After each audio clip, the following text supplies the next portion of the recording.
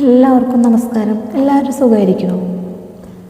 നമ്മുടെ പ്രിയപ്പെട്ട പ്രവാചകൻ മുഹമ്മദ് നബി സല്ലല്ലാഹു അലൈഹി വസല്ലം, പ്രവാചകൻ ശാരീരികമായി വളരെ അവശനായിരിക്കുന്ന അവസ്ഥയാണ്.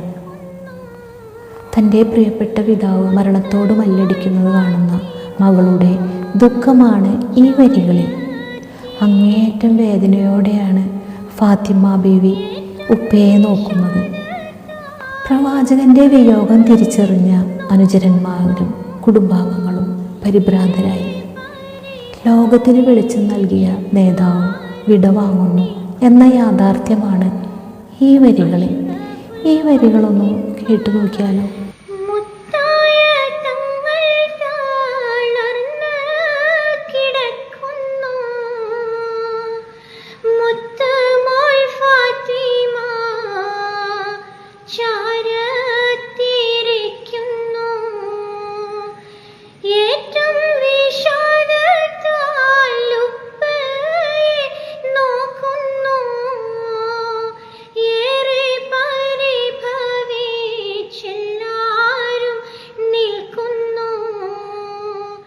അഷ്റഫുൽ ഖൽഖിൻ വഫാത്തിൻ്റെ നേരത്ത് ഹാലും സമാ